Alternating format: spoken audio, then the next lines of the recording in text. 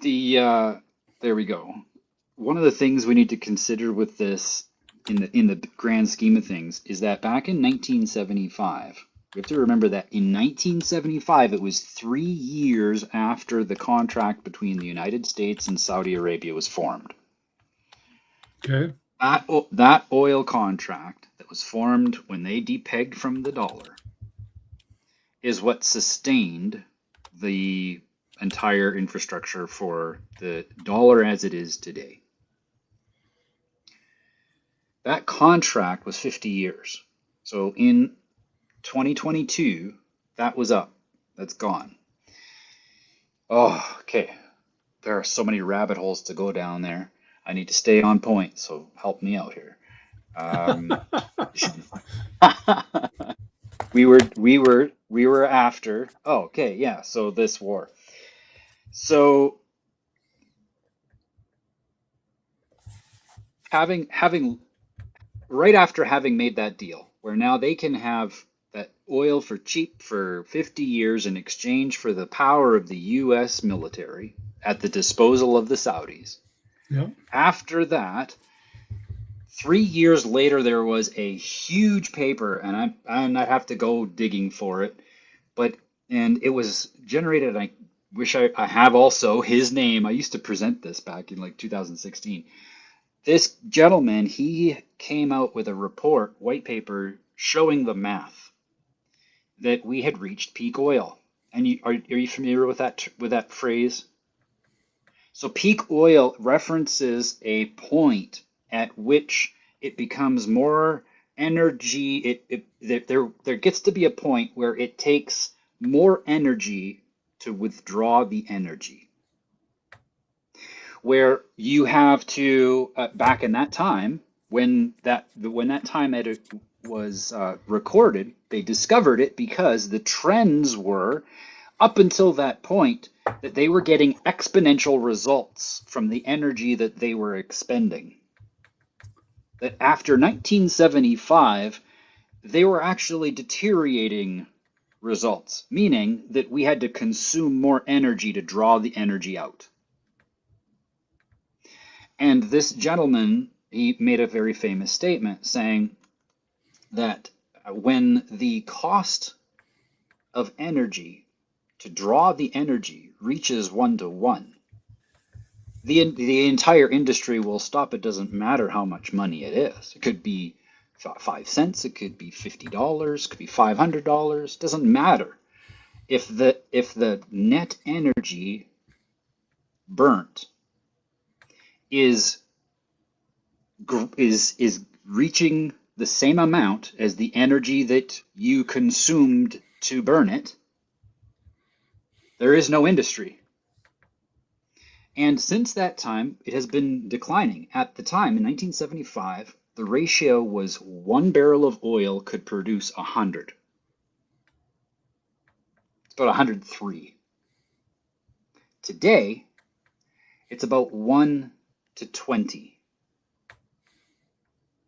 And so Venezuela is a very attractive prospect for the United States of America. And they Okay. have the military might because that's the military might is the asset. We'll protect you.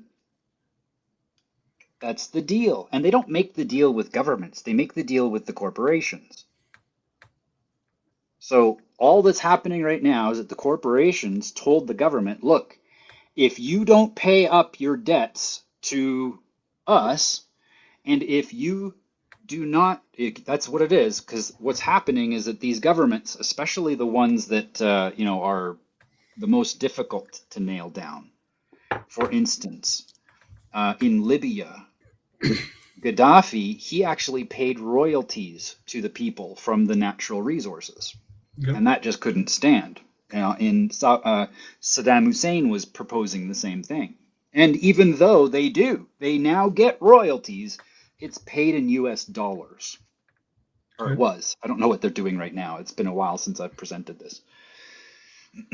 So what we have now is just the same situation. The U.S. has simply gone in and been the the hammer, so to speak. The let's see what we can get away with, because anytime you see the kind of like the type of violence that we actually get to watch, we're watching munitions that they have to offload because they're just taking up space. Okay, they're not using high tech weaponry at all. But one of the things that was very interesting, what Donald Trump said, was that he made it very dark because we have that technology. But what does that mean? What does dark mean? I believe it means that there was a capacity to turn off people's ability to record what was happening. Because for the first time, out of all of the violence that we have seen over the past few years, that is in full display everywhere you look, why is it that we have so little in social media that's showing us what happened? Why is it that the In people Venezuela, you mean? in Venezuela, why is it that we don't have that footage? Where is it? Yeah. Because you know full well that with all of the people carrying phones nowadays, the internet has all of the content it needs.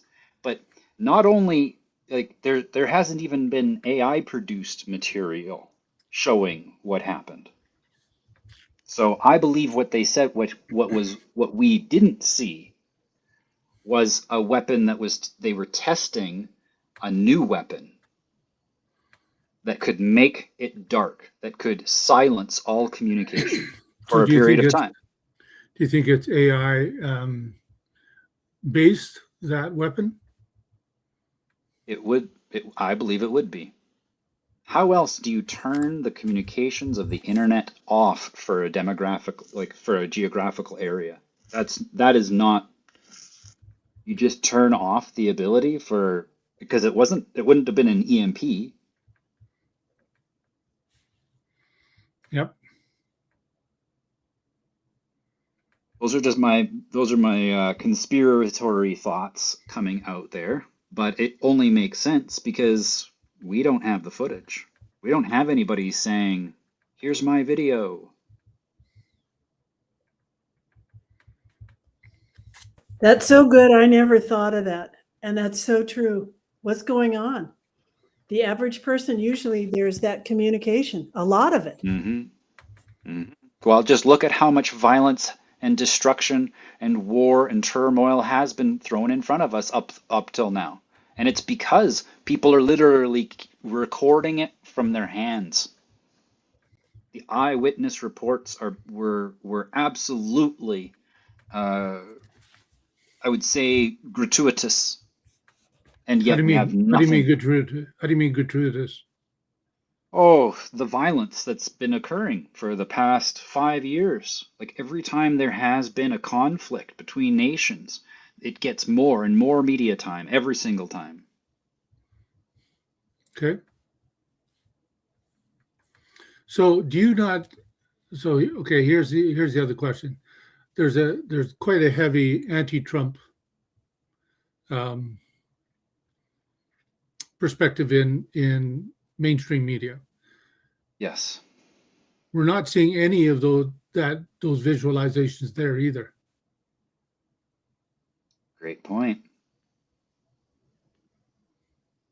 So are we talking about the same team? Go on. Say more. Well, what I'm saying is, well, just the idea that whoever Trump is doing what he's doing for is also the people controlling the media. Right. That's one unit that's there doing that. Absolutely. And who do they have as customers? Yeah. Oh, yeah, for sure. And look who they have as customers. Their customers are Exxon. Now, who's the customer? Customer of who? Oh, the same customer that Trump serves. Or like Trump serves a customer, United States of America. Yeah. And then he's now serving Exxon, which is another customer of the same banking system. Okay, yeah. I gotcha. I thought you were talking about the mainstream media. Ah, right. Well, the media, they are the same owners. You're right. Yep. They have the whole thing is just one great big video game, and So do we everybody's have watching. Go ahead. do we have any reason to believe that it was a violent coup? I mean, there had to be some obviously boots on the ground to make it happen. I'm not even going. We don't have any reliable source at this time. I can't make any assumptions as to what happened anymore. I can't even believe what I'm seeing. I mean, that we have four images of the president of Venezuela, four different images of him within 17 hours of his capture, of his reported capture. And every one of those images, he's wearing a different outfit. Why are they having to change his clothes? And one of the clothes was a full on, like, probably a $500-600 sweatsuit, matching hoodie and pants, like joggers. Did he have time to pack before he was taken? I'm just wondering. One of them he's wearing a blue hoodie. One of them he's wearing his suit with his shirt on, like business casual. So here's the question then. Was it an actual coup or was it a surrender on his part? Have you ever watched the movie Wag the Dog? Yeah, long time ago. I don't remember We're much going of it. we are going to watch that for Next Gen Merchants Hangout on Thursday night, movie night. Is there might be another option, which is like a theatrical performance? That's what Wag the Dog is all about. That movie is it's a depiction of that entire strategy. Uh, Imagine the camera crew, the story, the entire narrative follows the illusionaries' perspective. So the people that are creating the narrative through Hollywood production level quality videography, choreography, you name it, it's from the producer's perspective. Incredible amounts of disclosure in that movie on how things are actually done. I don't know what happened. We can't know what happened. There is absolutely nothing about this glass world that people look into. Artificial world. Everyone is doing this. Everyone is now looking at this saying that's what happened. And that is the greatest deception I think anybody can fall into. I believe that they overthrew him. I believe that they did it, whether they did it with violence or not. I don't believe what we're told on the events that occurred, on how it occurred. We're never going to know until proper investigations occur. And that's going to take years. I mean, look at how many decades it took for us to finally find out what the heck happened with JFK.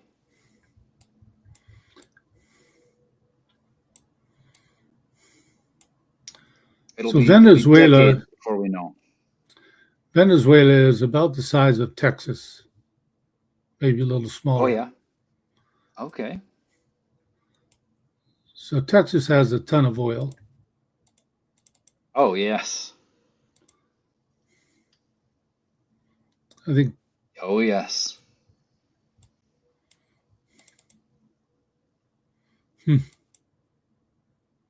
I think Venezuela has the second largest reserve, like land, like in it within its with it second largest or something. Yeah, I can't remember what the numbers are, but I remember it's high up there. Second largest in the southern hemisphere, I think, or something like that. I read the largest in the world.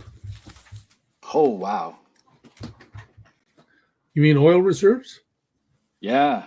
Yeah, that's what I've read is that it's got the largest in the world, Yeah. which is Well, stunning to think of it. and that that might just mean that it's the largest accessible plot with the cheapest amount of like the where it costs the least energy simply because it hasn't nearly been harvested like our like Saudi Arabia. Like back in the day, you could stick a stick in the ground, just put it into the sand and pull it out, and then you'd have sweet crude oil coming out of the sand.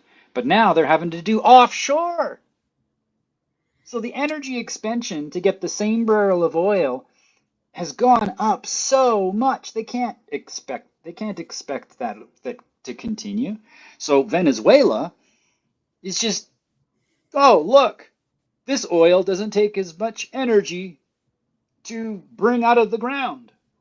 And look at this oil doesn't take as much oil to burn. Well, when you think of how much is being produced here in Alberta, Venezuela is maybe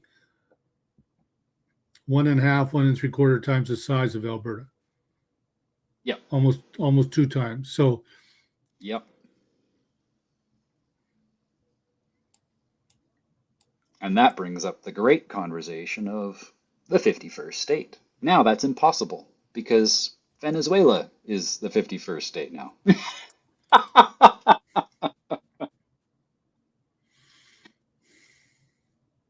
Military occupied.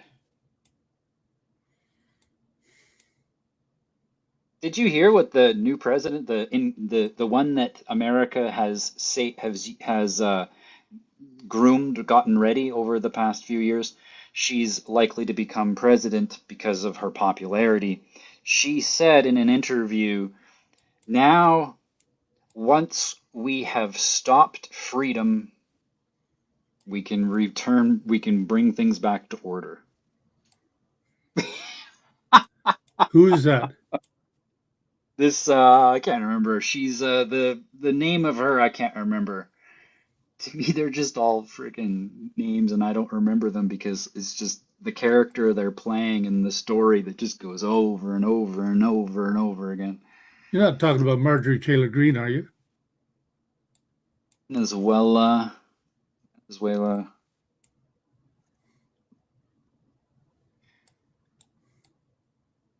she a Republican or Democrat?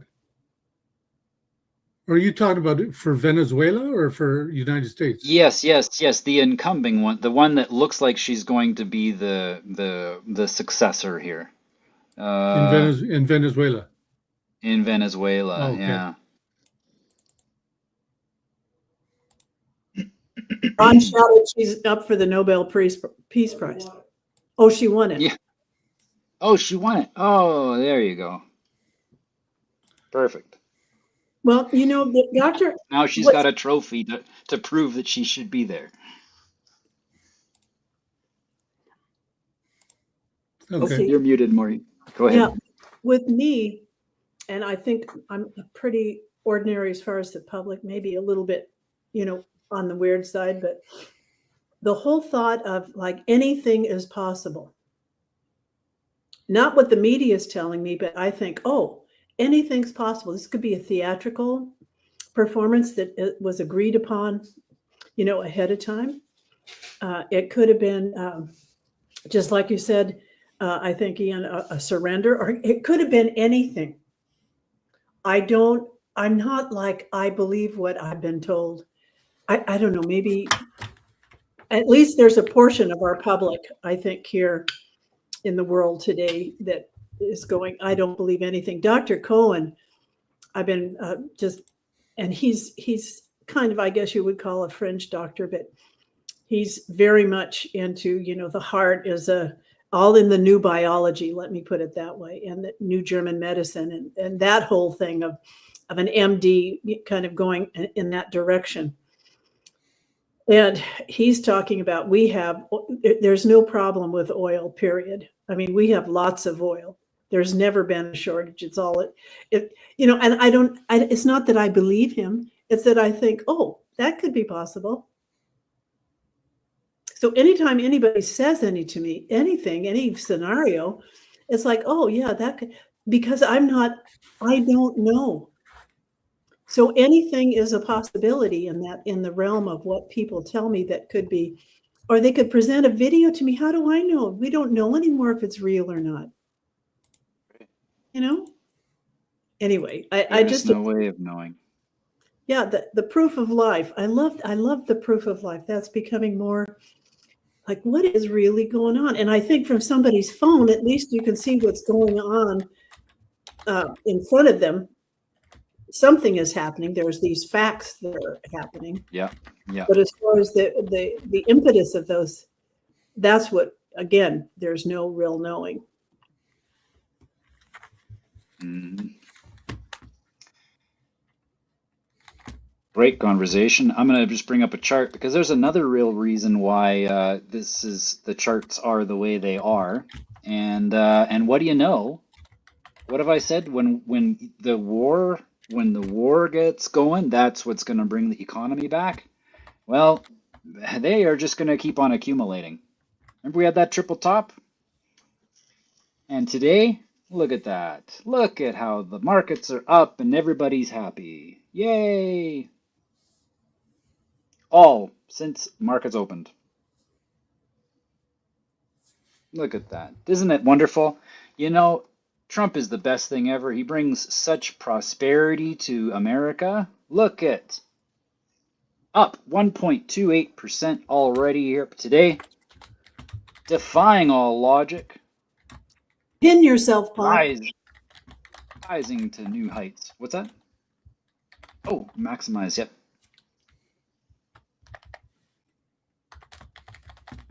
Yep, we're there. So, how long it'll last? Who knows, folks? Who knows? I'm quite certain that the narrative I'm quite certain that we'll see the narrative becoming very apparent soon.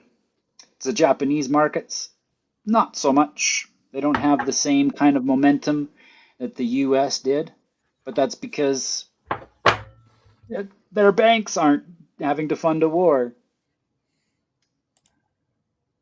Good old States. All right, so silver now, since that all-time high that we had pressed upwards there on the 28th of December, we see some evening out here. It's already retraced its way down to that 61.8 Fibonacci level. So the golden ratio has been reached. It makes sense that it would continue. However, we have to remember that I am looking at a 4-hour chart right now.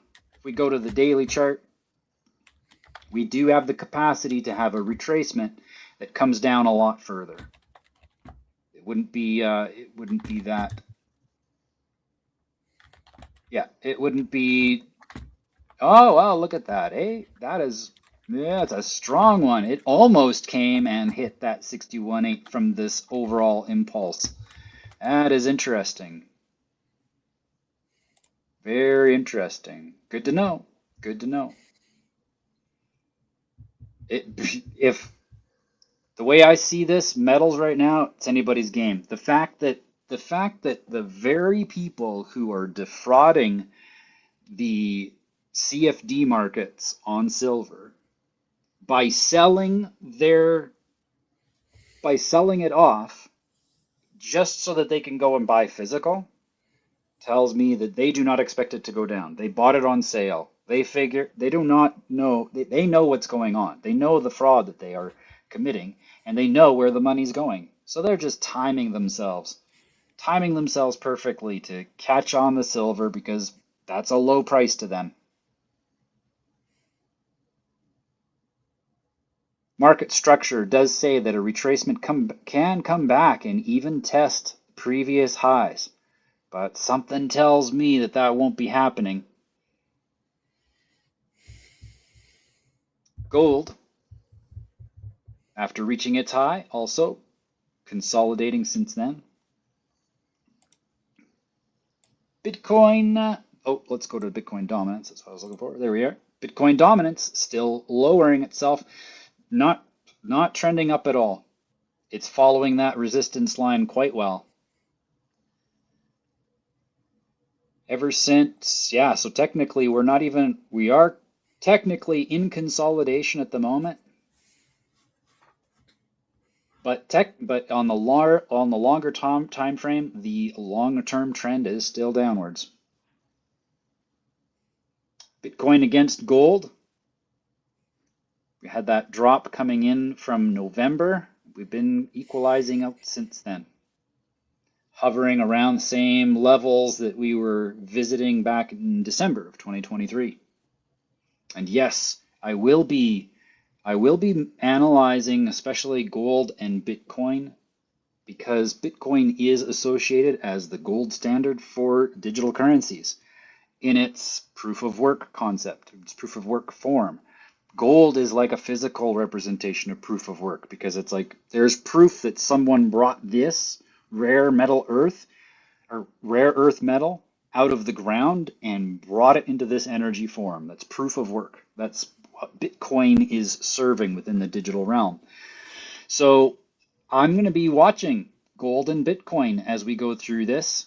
I'm looking forward to seeing how that goes. As we've been doing market analysis for a year on silver and gold, the US markets, I'm interested to see how the conversation evolves as we watch gold with Bitcoin. Because remember, the reason why I'm fascinated by this is because back in April of 2021, that was the last time the cryptos had a bubble.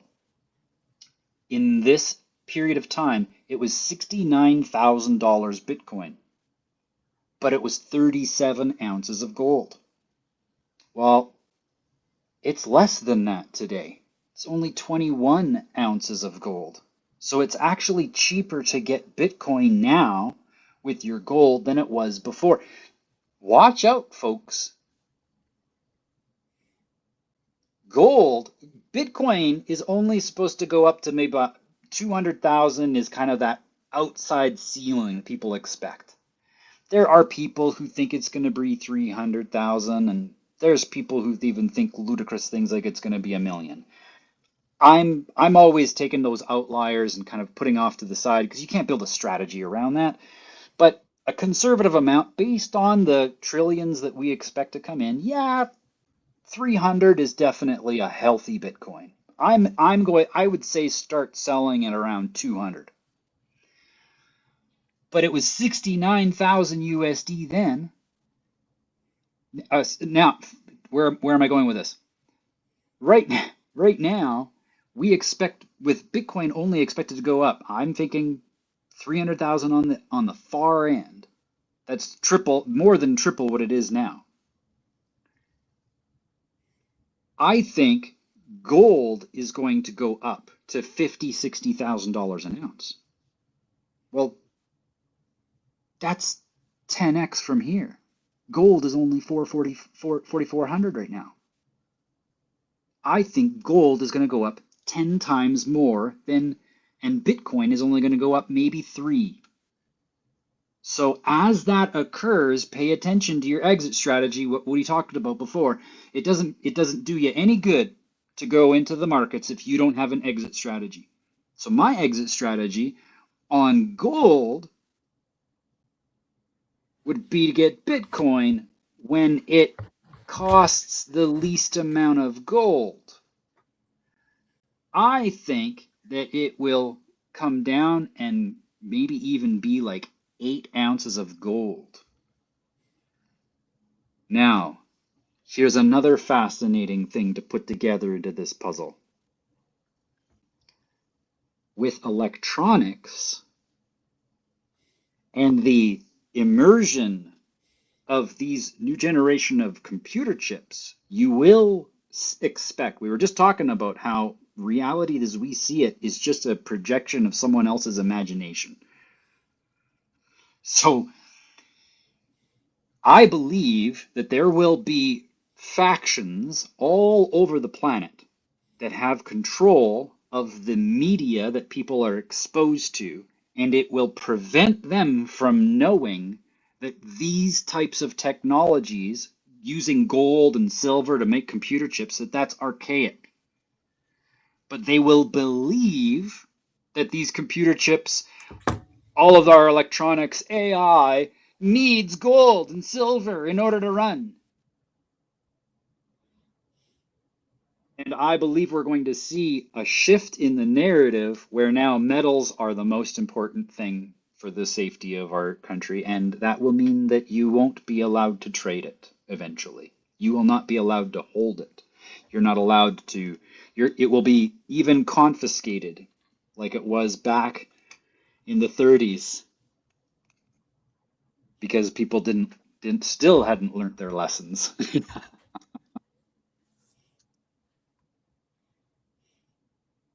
So yeah, we're going to watch this chart.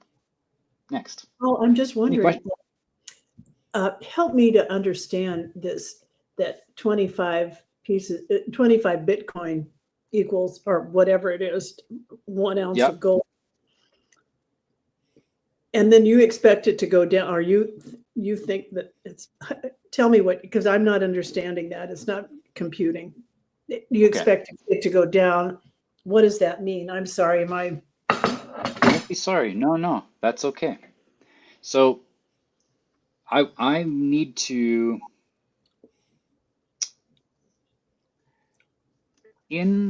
let's compare the two charts. So in 2021, Bitcoin was way back here.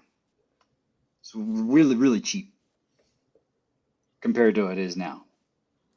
$68,000. Now in that time, the price went down, right? And has gone back up. And now we see these highs here. This after it broke past that, really broke market structure, was this one here.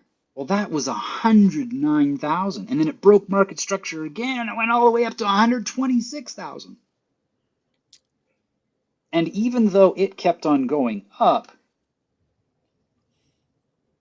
it didn't get more expensive than 37 ounces of gold. okay. So even though Bitcoin went up so much, it was cheaper in gold to get it. I need you to come and move your clothes. I want to have a shower. I want to have a shower. And even now, we can see that this chart has some resistance. We dipped below this support. This pivot point is pretty major, and we're below it right now. I'm going to mark that. This is a major pivot zone. We are below it and not holding position well. We're forming lower lows. So watch it. I think that it's going to get cheaper and cheaper and cheaper to get Bitcoin with gold. This is why, Audrey Lynn, are you available to chat a little bit about what you've discovered so far with Bow Valley Credit Union and how you're able to now use them as a bridge between dollars, gold, and Bitcoin? She might not be by the computer though. What is this line? This is the support. Nope, we're going to call that resistance. So that would make it very visible. So say my credit union would also, like Oracle Girl is accepting Bitcoin for donation. Yeah. So do you see that as, like, it's hard to like be this thinking these changing kind of currents that are going on as far as where to put your where to land, because where do you land? You land for 5 years. You land till this changes, and then you're looking for, you know what I mean? It feels very capricious.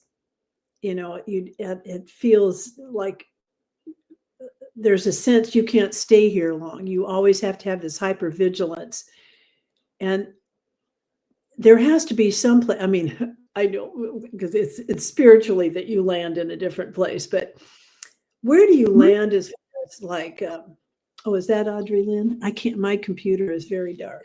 I don't know who that is. She's back again. Oh, okay. But I'll just ask this question and just throw it out there. So like right now I'm trying financially to make one. I'm trying to like do something that will be beneficial for my future, for my heirs, for my daughter. And how can I make it easy for her or easier for her? Because she has no 401k. She doesn't have any future as far as money is concerned. And she's not really interested in money. It's just never been where she goes for any type of navigating. And so I'm trying to navigate so that at least initially, at least the gift will be that you will have. I'm trying to get a second to be paid off in 15 instead of 30 years. That's what I'm trying to do, and that gives her an income when she's in her early 70s, right? So that to me, that would be a gift. At least that's from my perspective. So that's where I'm trying to land right now, just with that. But did somebody want to say something? I just want to know where to land to have some sense of security. Maybe that's the overall question, rather than circumstances. Where do you land and say, okay, I can put my feet here for a while? Audrey Lynn, look, you're itching. You're itching. Go for it. Is this our? She's got some. Watch out, because Audrey Lynn has been showing signs of spewing forth what I call belly fire, passion, your drive, and your desire to see people, and be heard. So yes, I'm enjoying it. I comprehend what you're seeking, Maureen, because I seek it too. I would love to know from moment to moment that life is good and all is stable and well through the astrology, which I only dip into every now and again. However, it has been consistent over the last 4 years, and even before that. I remember having a consultation with a woman probably close to 15 years ago, and she was telling me that a time is going to come where you need to follow the trends of the young. Where are the young focusing their attention? Where are they focusing their money and their time? Because this will be a time of great change and instability. So and this is a theme that I've been hearing over and over and over. And so what I attempt to do is to walk gently on the quicksand. You are with Oracle Girl. Stay in your body with these decisions. Stay when I am into the media, which is rarely, but anyway, when I am, and I feel a tension rising in my body, that's when I get out. That's when I turn to the silly kitty and puppy videos and nature stuff and that sort of thing to reset me, to make sure that my brain, my frontal lobe is calm, so then I can make a decision. But as for having sound footing, those days are gone. The illusion is really showing itself for what it is. So I don't know if that helps you at all, Miss Maureen. It's almost it does feel, when you look at it that way, it's recognizing to the degree to which the world around us is going to literally fade away. We simply need to be there for that next generation, because they are going to be clueless. They're not going to have any idea. And there are large movements of people who are elderly that are starting up TikTok accounts, simply sharing how they've come to associate with life and how they perceive things. And they're getting tons of engagement from the younger generation.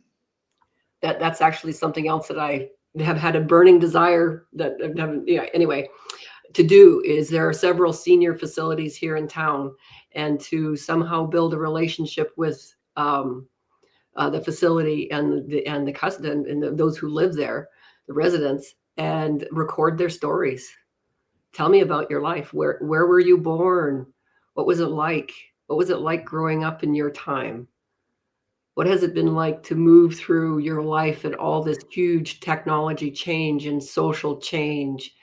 I think it's important for the family to have that as their own history, but I think it's also really important for the greater mankind, humanity, to have these stories, because that's where we get our wisdom. We get our wisdom from people like you, Maureen, where you've had a breadth of life experience that's valuable, that's relatable.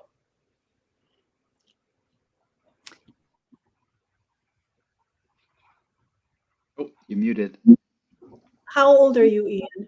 And you don't have to answer, but I'm just wondering what generation you're in. Were you born in the 50s, 60s, 70s? I don't know. 40s? No. He's not even getting up to unmute his microphone. We're not getting 30s? anywhere here. Maureen. 30s? You don't have to answer. He isn't.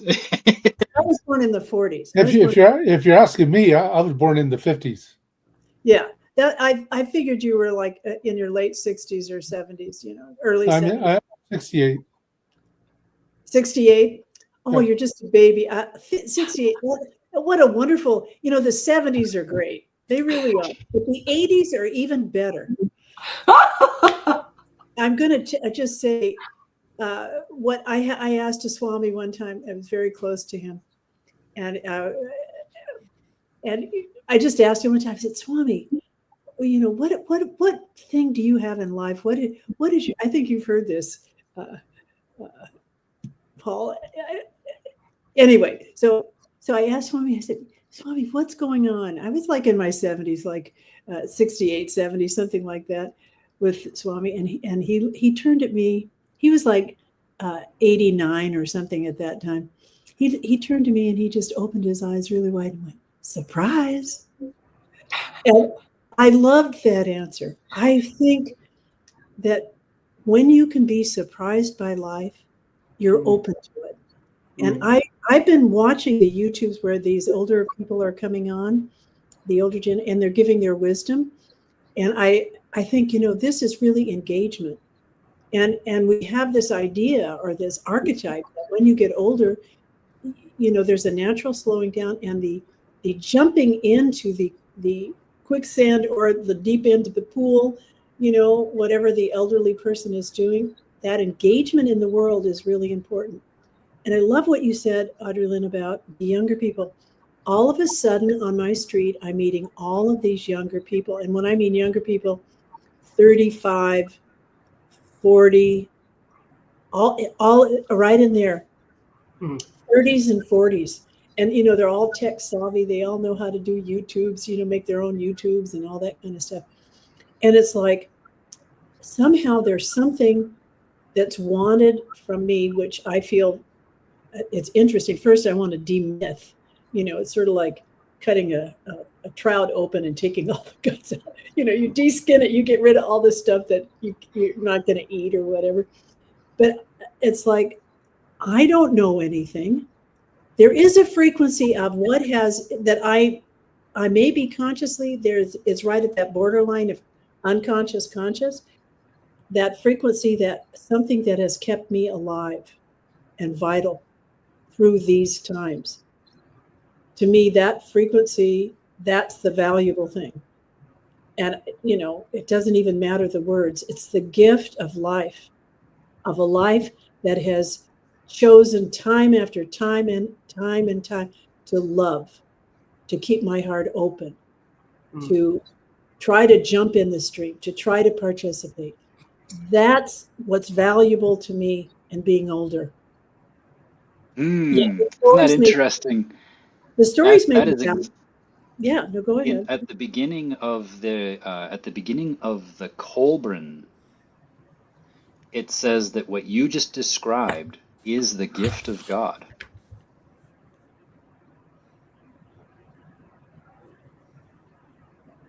Of keeping God alive in me. Of keeping the life force energy you get to experience, like that spark, whatever that thing is, that spark is the gift.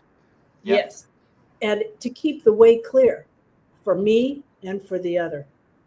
And if that's my main job to me. And then I want to know, where do I land? Where do I land? I mean, I have landed. I've landed. I've lived here for 40 some odd years, you know, in this particular area, right across the street and then here.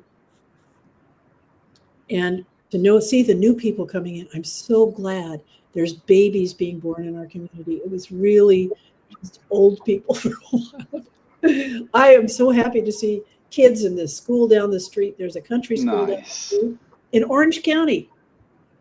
In the midst of all of it, there's a country school. They have a garden. They have animals. You know, it's amazing in Orange County. And Orange County is not that old of it. It is this new, you know, kind of engineered city, you know. Anyway, Paul, you've in the 50s, you're the late 50s then, right? What are you, 56, something like that? Yeah. Me? No. I mean Ian. I meant Ian. Oh no, Ian said he was when 78. I mean 68, right?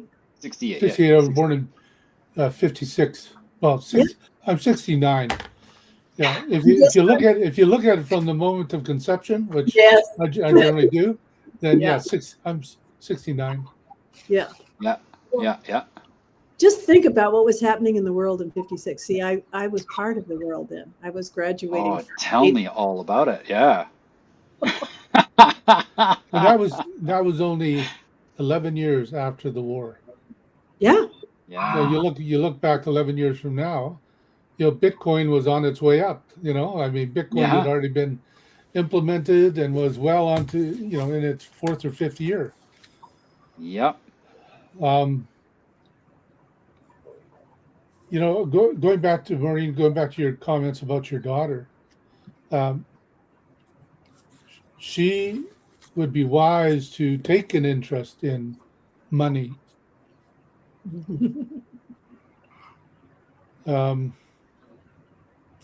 Otherwise, somebody else will take an interest in her money. You know, and you know the statistics. You know the statistics when somebody wins the lottery. You know, doesn't matter what size the inheritance is. If they haven't learned to manage it, it would out the window real quick. You know, I've always been very curious about that, Ian, because I've witnessed times in my life where, like, I've been totally debt free twice, and did the steps. I thought I was doing the steps in order to remain debt free, and over time, situations came up that I couldn't control. You know, stuff with the car, changing jobs. Desiring to help my children, all these things come out of left field, and now I'm drowning. And I just find, because I witnessed the pattern twice, I was like, whoa, what is this? This is so curious. As soon as I get where I can take a breath and relax, something comes and whacks me. Oh, yahoo!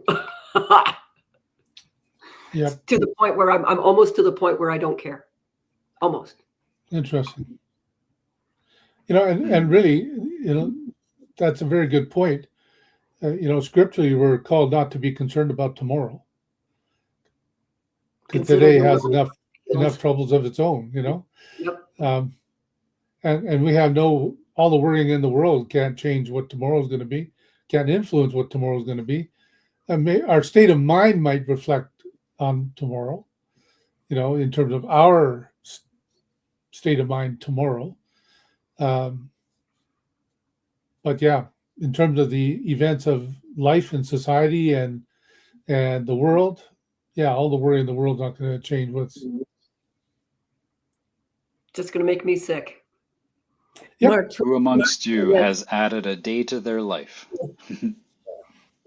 Mark Twain has that saying too, you know, like 95% of what I worried about never happened. And then, you know, you go, oh, maybe worrying really did help. You know, I mean, no, that's, yeah. Yeah, Oh, did it not happen? Oh yeah, that's it.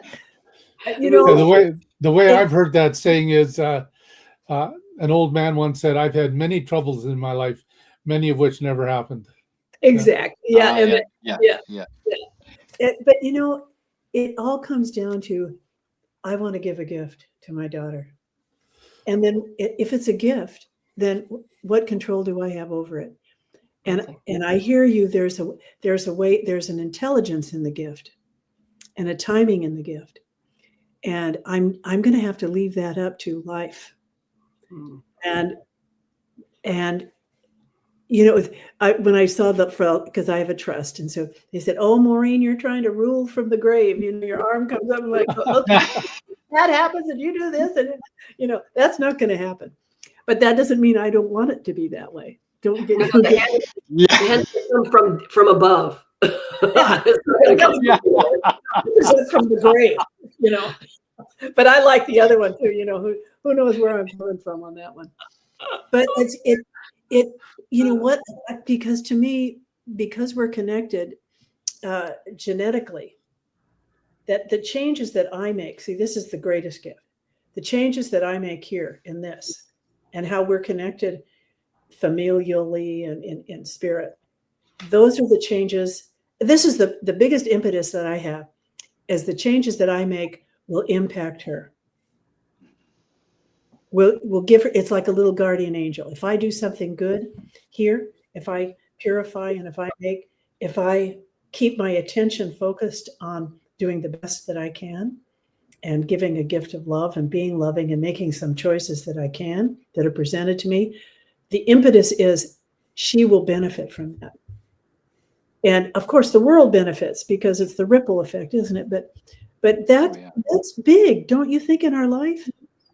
That, So some time ago, I read a research paper that documents how when we as women have children, our children support our immune system and our health in our bodies. And after they're born, they leave behind cells. So we are always connected to our children. I have heard that same thing. And So believe as me, you it's true. elevate, you give your daughter the opportunity to elevate too. Right. And it doesn't work the other way. Mhm. Well, it's a two-way connection. But she has the subconscious. Anyway, that the benefit to me, I remember because I was a social worker and I worked with the elderly and I heard their stories. And each one, like, oh my God, these are magnificent people.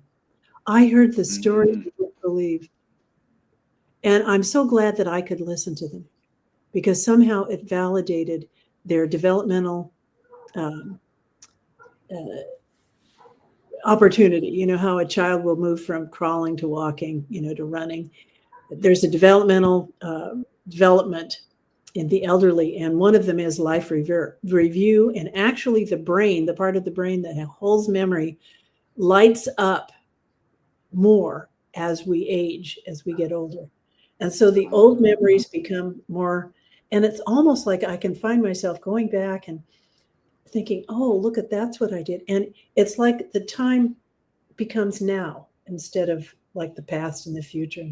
The time is now, and you light up that, and there's some kind of gift that's available. The gift of this existence, you know, is so incredible. So, I mean, I know where to land there. So now I'm doing my best to land in a way that's material and practical, and that's not been my forte in my life. Although I've done well, just without trying. It's just happened, and it's not that I'm rich or anything, but I have enough to live and to get and left over to give. You know, it's sort of like when you cook, you make enough for yourself and then for someone else. And I like that. I like living that way. It's a wonderful way to live. It's a heart opened way to live. Only Ron doesn't get as much of that as other people. Ron tempers me, so it's good. It's good to have that.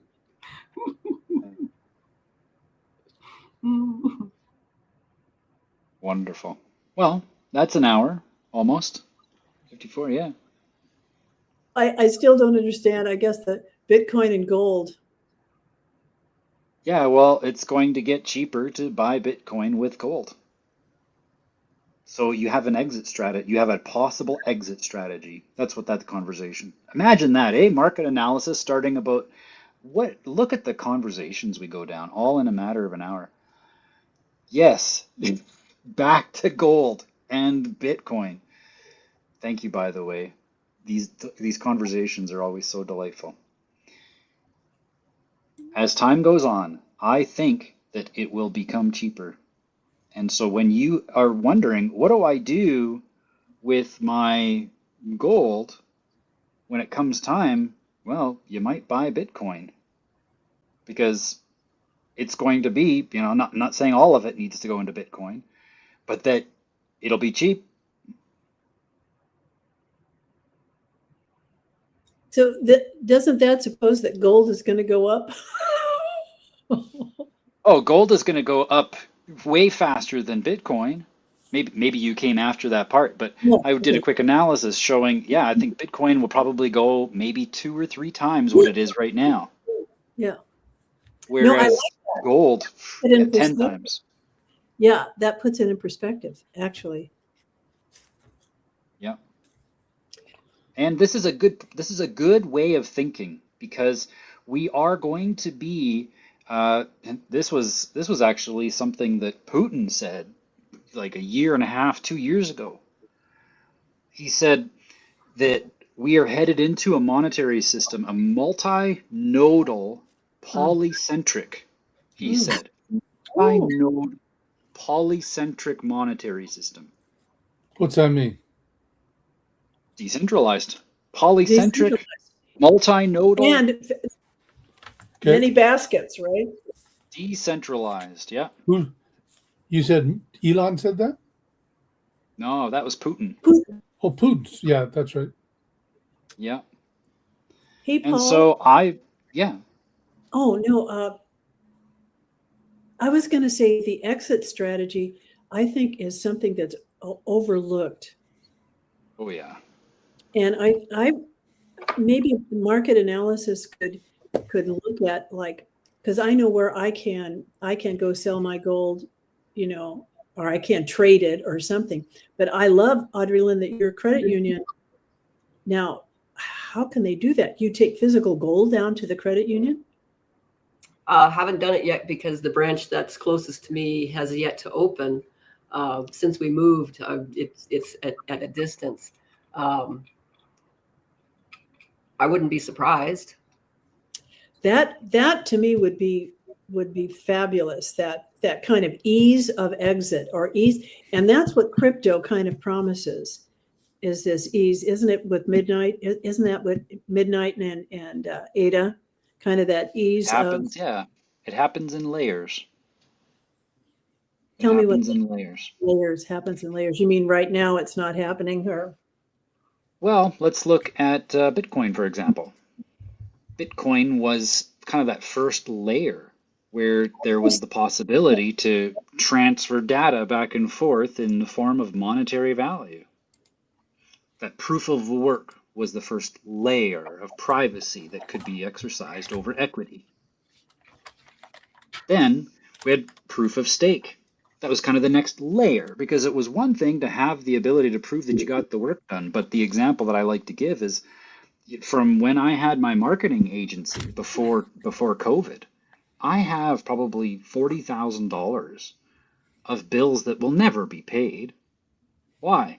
Even though I did the work and I had the proof of work, look, I did the work. I had clients that didn't have the money to pay me. And so layer two for that financial system would be, let's create a system by which me, the contractor, can confirm that the equity for the entire project has been staked, set aside, marked. Staking, Ian, this would be a good thing for us to go and research for etymology on next gen merchants. Staking. It's the Research original what? staking Oh, your land. because this was done back in the gold rush. People would go around and they would stake their claim. That's what they called it. They staked their claim. They put a post in the ground and they identified the post as theirs. They would mark it in some way. And then that now meant that the next prospector couldn't take it. Why? Because the natural law had taken effect where it was called eminent domain. And as soon as you started working the land, it was your property. So What the about staking was the next layer over top of this this new decentralized financial infrastructure. what about staking like a vampire? Yep. Well, wouldn't that be Sure. part? Stake pools would definitely be the stake in the heart of the vampire of the banking system. Yes, absolutely. Absolutely. Well, and another thing to kind of bounce Yeah, off of what you were saying, Maureen, timing, exit strategy. Let me share. I can share my story again, just in brief, and how it is that in 2000, over here, 2011 is when I kind of clued in. That's when really things started to clue in for me about gold and just how much it was going to be a part of this digital revolution. And at the time, that's what I called it. It was in 2014 that I was still buying, dollar cost averaging my way in. I continued to dollar cost average here, but what's crazy is that when I was sharing what was happening, as the price went down, less people listened to me. And then what happened was that after 2019 is when I actually created a video game. That video game was designed in such a unique way that I was able to get people to spend less time on tech while they were playing the game. And it was here, I did it incentive using gold and silver. I took physical gold and silver and I hid them like a geocaching technology. I was doing the Internet of Things, by the way. The Internet of Things, I was already experimenting with that back in 2018-19. So people are talking about it now like it's a big scary thing, and it's like, no, it's just a proximity thing that can send a ping to a phone to see whether or not that's what geotagging is. It's just a ping, right? And you can have the device. It's just the Internet of Things in its very earliest form. So I created a game here, and the game was you had to solve the riddles to find the treasure. And $100,000 of gold and silver hidden in 3 cities simultaneously. So there were 3 different maps. And I built the entire tech for this video game for them to solve the riddles using their phone. They could solve the riddles and be given the next riddle to their path to finding the final master riddle, which was not even published online. The only way that you could, or the answers were not even in the program. The only way that you could answer the riddle was to call a phone line. That's the only way that it could happen. And you had a method by which you could go to, we had a secret way of being able to bury treasure in the city without having to worry about, dial a dig or anything. Because of course, if you're doing a, dial before you dig service, they have to come out and they have to say that you're allowed to do that, and then they put the address place. We couldn't do that. It's a real life treasure hunt. Nobody knows where it is. So we designed this hunt in such a way that people actually could take shovels and dig it out of dirt in the city. And it was the most brilliant game ever. That was right here, 2019. And my intention was to get people to be interested. And it was here where my friends began buying. Great, awesome. But do you want to know the bad thing is that there were more people in 2020 and 2021 who answered the call, and they bought high. And they're angry at me right now because they didn't listen to me about the exit strategy. Does that help answer the question about it? I was the same way. I bought high and I was demonized for it in my family. Demonized because of how much money was being lost in my investments. It doesn't matter when you buy. It's what's your exit strategy. Now, yeah, I could have taken that fiat money and waited. I could have done that totally. And then optimize the entry. But that's something that takes time. It takes a lot of time to learn how to optimize an entry. It does not take long to optimize an exit. So you teach that first. My exit strategy here was $5,000 an ounce. That's like $1,600. That's when I bought. My exit strategy was $6,000. And that's because it was, I didn't know very much at the time. And now I know a lot more.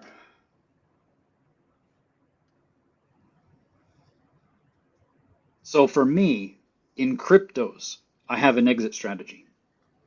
In gold, silver, I have an exit strategy. Dollars, I have been implementing my exit strategy over 10 years. But that's because I just look at the whole thing from a completely different perspective. Here is the United States top 30 companies,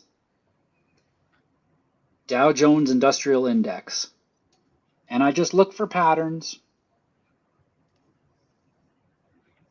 Now keep in mind, this chart is on the logarithmic scale, so it's not to scale. I'm going to go back to regular so you can see the scope of things. I just look for patterns.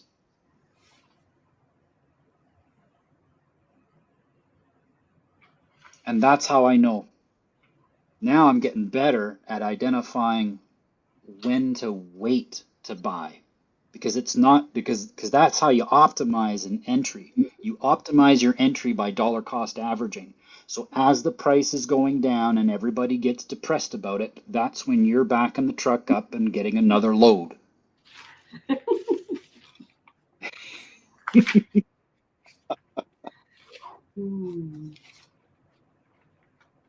you think that there's another Black Monday coming around the corner?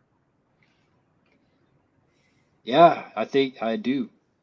I think we're going to see some war escalate. They need to ride on the coattails of war for a bit here. There's one analyst that I saw said that he was convinced that this was US's retaliation to China buying up a bunch of silver reserves and not letting their banker friends get a bunch. The orders they dried up supplies with their orders. So there's that thought too. Because again, this is going to boil down to the energy crisis. It's going to be an energy war because you got to build these chips. These $80 billion just to get started with an AI center to to build an AI center that's capable of, what was it, 100 or 1,000 gigawatts. $80 billion. Well, 1,000 gigawatts is only enough to run one LLM for a million users, or 100 million users. It's just astronomical numbers we're talking about here, and it's all just to gather the data. I was sharing this with Audrey Lynn earlier. None of these models, okay, Claude, which is Anthropic, okay, Gemini from Google, Meta, which has Llama, none of them, ChatGPT, Microsoft, OpenAI, all that stuff. None of them are making any money. At the highest tier, the people who can afford the $200 a month for a computer subscription, the people who can do that, they're what are called power users. And they do not make money off of those users. So the people, and it's crazy. That'll change soon. Absolutely. Just like Netflix. Especially- Netflix, you didn't pay much. At first, it was free, I believe. Correct me if I'm wrong. And commercial free, and now there's commercials, and now if you want another set of movies, you have to subscribe to a different Yeah, system on Netflix, and and on and on No. it goes. no different than your selection when you go to Shaw or TELUS or anybody else. Yep. Yep, absolutely. That model is definitely being applied to this same software. It's just software because that's all you're really doing. You're just interacting with the front end of it. All of the back end and all that stuff, that's where the compute occurs. And that's where the resources are going to be marketed as scarce. And gold, silver, yep, and the dollar, of course, being inflated as it is only going to get worse. That inflation will continue as that banking system is designed to rob the wealth from the people, take away their purchasing power so that they are more eager or more willing to sign up for the next currency, for the next census, for the next citizenship that you're going to have. Why? Because, well, now look, Canada's in trouble, right? Carney, oh, don't even get me started. You want to find out what's going on, go and watch whatsupcanada.org. Carney is here specifically to bankrupt this country. That's his job. That is all Incoming he voice call does. from Brit, Colombia. Oh, I'm gonna. Oh, thanks, Audrey. That's his job. His job is to bankrupt nations. He got practice by handling the bankruptcy of Donald Trump back in the day. In the 90s, Donald Trump had to declare bankruptcy. It was like $80 million or something like that. Carney was the trustee for that, making sure that everything was okay. So Carney and Trump are old best buds. Carney is just bankrupting the corporation known as Canada, specifically to make the people dependent on the digital ID / global infrastructure CBDC dollar. And it's going to be headed up by Trump. Why? Because go and read The Art of the Deal, and you will see exactly what his job is to America. We talked about how much of it is a game, how much of it's just a reality TV show that everybody subscribes to and consumes. And Trump sold people on the digital ID. He sold people on the new monetary system simply by using the same tactics that he used to make deals of real estate. It's written his playbook is literally already been written. Let's go read it and you'll see exactly what he's been doing for the last 10 years. Crazy, 10 years already.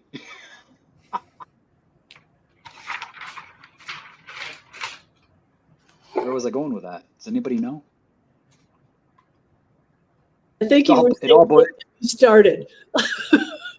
It all boils down to data becoming that new commodity. Ian, go ahead. Let's play rewind.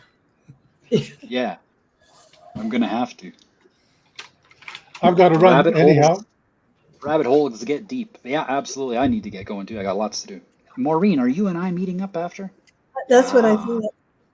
Oh yeah, sweet. Awesome. And Audrey, I wanted to talk to Audrey. She had something she wanted to share with me too. Okay. So I don't know how to do Yeah, that. it sounded like when she muted herself, it sounded like she just got a call. So. Oh, okay. Yeah. Well, we can. Why don't you give me about 20 minutes and then we'll get on. Sure. Okay. And on Perfect. this platform, right? Well, and I wanted to say